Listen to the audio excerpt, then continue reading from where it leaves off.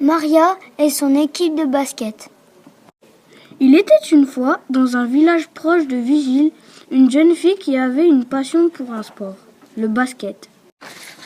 Maria, c'était son nom, avait de la chance car dans son village on pouvait pratiquer ce sport dans un club. C'était une joueuse habile, précise, rapide et avantagée par sa grande taille. Son équipe était la meilleure de la région, mais il y avait un problème. Dans son équipe, certaines joueuses ne profitaient pas des talents de Maria. Elles étaient très jalouses de son niveau et voulaient être supérieures à elle. Elsa, Carmen et Alice détestaient Maria. Elles ne lui faisaient jamais de passes, marchaient sur ses pieds, lui faisaient des croche-pieds. Dès que Maria loupait la cible, les filles se moquaient d'elle. Heureusement, Maria pouvait compter sur ses meilleures amies, Chloé et Zoé, qui l'encourageaient tout le temps. Non loin de là, dans la forêt, vivait une vieille sorcière qui fabriquait des objets maléfiques de toutes sortes. Elle avait très peu de visites, pourtant un jour, elle vit arriver 3 jeunes filles très déterminées, Elsa, Carmen et Alice, voulaient trouver une solution pour se débarrasser de Maria. Après avoir écouté les 3 filles, la sorcière proposa un ballon de basket un peu spécial. Il contenait un poison soporifique.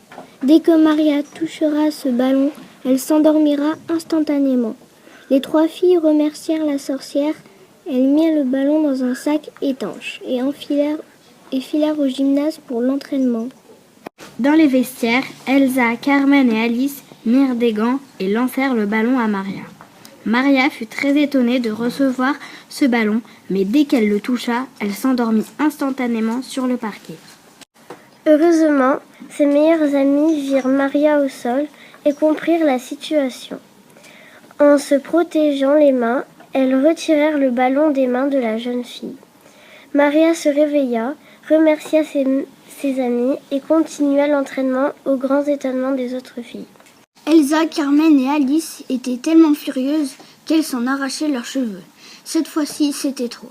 Elles décidèrent de retourner dans la forêt chez la sorcière pour passer aux choses sérieuses, tenter de tuer Maria. D'abord, la sorcière s'étonna de cette visite si rapide et de leur demande. Après réflexion, elle eut une idée, une nouvelle tenue entièrement empoisonnée, qui aura un effet mortel immédiat. Les 3 filles étaient diaboliquement contentes et avaient hâte d'aller au prochain match. Le samedi suivant, lors de la distribution des maillots, les 3 filles posèrent la tenue sur la chaise de Maria discrètement. Lorsqu'elle arriva, Maria enfila la tenue et d'un seul coup, elle eut des tremblements et une sensation d'étouffement. Elle tomba dans le coma et son cœur cessa de battre. Cette fois-ci, ses meilleures amies étaient arrivées trop tard. Elles pleurèrent toutes leurs larmes de leur corps. Elles décidèrent de mettre leur corps de Maria dans un cercueil ouvert sous le panier de basket. Maria passa une nuit entière dans le gymnase froid et sombre. Dans ce gymnase, et depuis des années, vivait un rat. Curieux, il s'approcha du cercueil et vit le corps de la jeune fille. Il monta sur son petit bras et arriva au niveau de sa joue pour lui déposer un baiser très doux. Tout à coup, des milliers d'étoiles et de feux d'artifice éclatèrent, provoquant une fumée magique.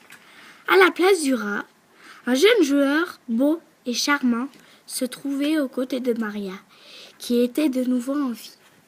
Maria reconnut ce jeune homme qui était dans l'équipe des garçons, mais qui avait disparu il y a quelques années sans avoir été retrouvé. Il avait été transformé en rat par la sorcière.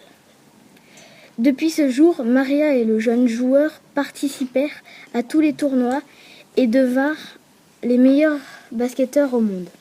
Les 3 filles, tellement furieuses, s'échappèrent du village et se réfugièrent dans la forêt pour vivre jusqu'à la fin de leur jour avec la vieille sorcière.